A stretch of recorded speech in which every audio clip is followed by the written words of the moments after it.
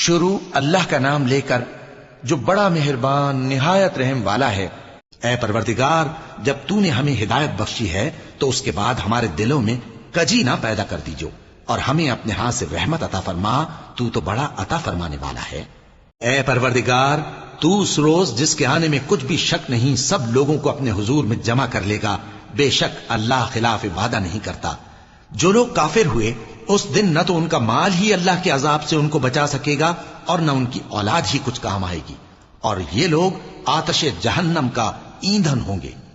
ان کا حال بھی فرعونیوں اور ان سے پہلے لوگوں کا سا ہوگا جنہوں نے ہماری آیتوں کی تکذیب کی تھی، تو اللہ نے ان کو ان کے گناہوں کے سبب عذاب میں پکڑ لیا تھا، اور اللہ سخت عذاب کرنے والا ہے۔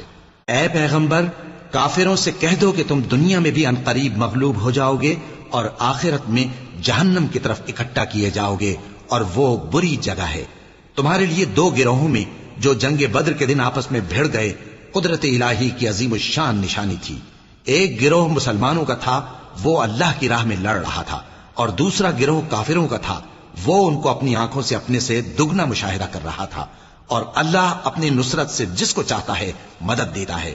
جو اہل بصارت ہیں ان کے لیے اس واقعے میں بڑی عبرت ہے۔ لوگوں کو ان کی خواہشوں کی چیزیں یعنی عورتیں اور بیٹے اور سونے اور چاندی کے بڑے بڑے ڈھیر اور نشان لگے ہوئے گھوڑے اور مویشی اور کھیتی بڑی زینت دار معلوم ہوتی ہیں، مگر یہ سب دنیا ہی کی زندگی کے سامان ہیں، اور اللہ کے پاس بہت اچھا ٹھکانہ ہے۔